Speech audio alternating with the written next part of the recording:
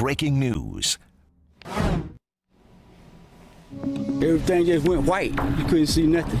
Tragedy on I-95. The visibility suddenly dropped to zero and they were unable to see.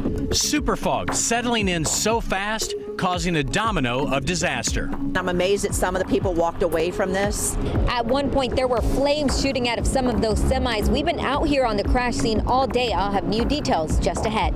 This has happened at least 8 other times in Central Florida since 2000. Fox 35 investigates why does this keep happening and what can be done to prevent it.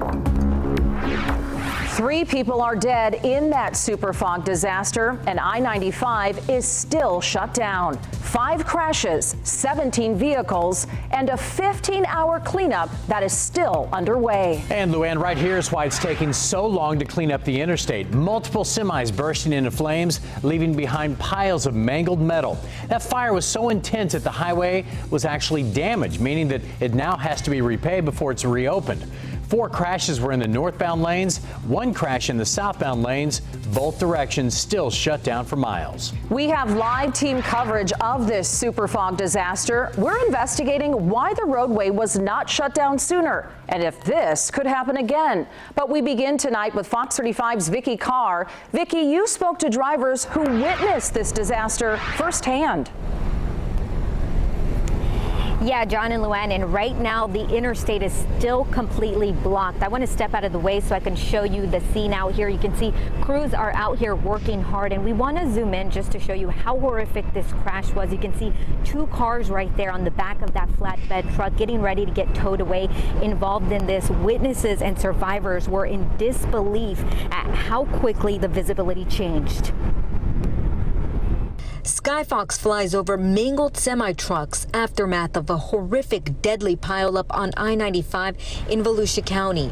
5 crashes, 17 cars, 3 people dead. Never seen nothing like this. This truck driver was heading north to Georgia. I was able to stop before I hit a truck. I was about maybe 10, 20 feet from that truck. And while I was sitting there, the flashes on, another truck came and hit me from behind. You couldn't see. I mean, you just couldn't see. You just roll up in it. Johnny Johnson describes how the change in visibility was so sudden. Everything was clear, and then all of a sudden it got a little foggy. Then when you came on down the road, everything just went white. You couldn't see nothing. Troopers say it was a case of instant super fog and smoke mix causing blindness on the road, 0 visibility. FHP says some drivers came to a dead stop in the middle of the interstate, causing the chain reaction pileup.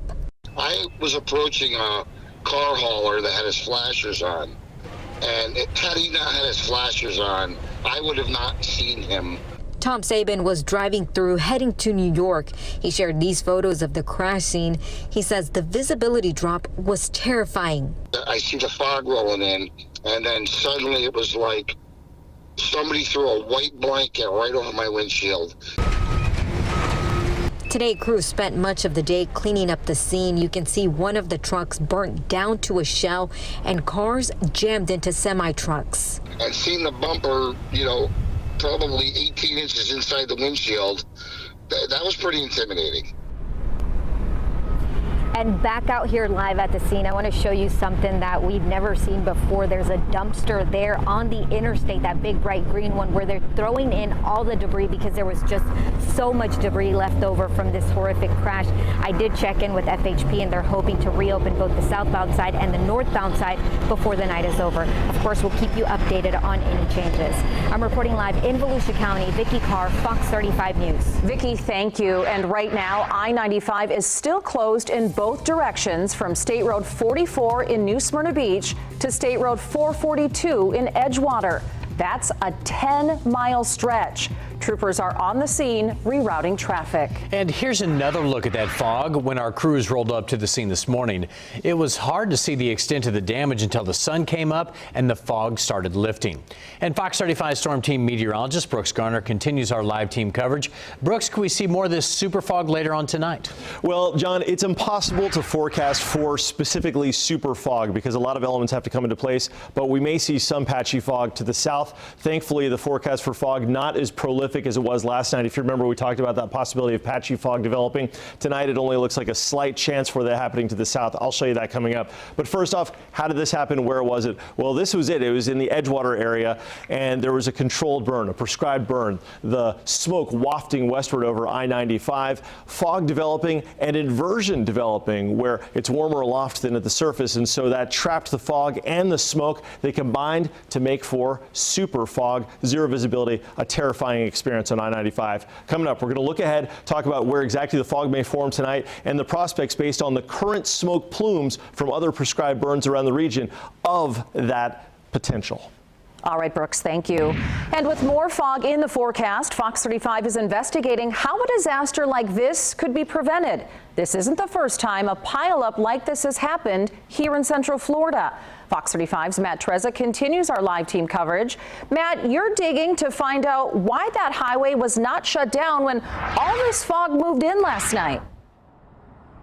I am, Luann. Just to give you a sense, we're set up along State Road 44 in New Smyrna Beach. Now, the overpass for 95 is behind me there. You can see traffic moving on it, but that is deceptive. That's actually just the place where they're routing the traffic off the interstate. It remains completely blocked, so don't get fooled. Now, FHP says they had just one trooper working all of Volusia County starting at 10 o'clock last night, and they say he started working his shift at a completely separate incident at a crash further north from here. They say they're checking whether he was even where he was during the crash around 1:30 a.m. and whether he was in a position to shut the road down.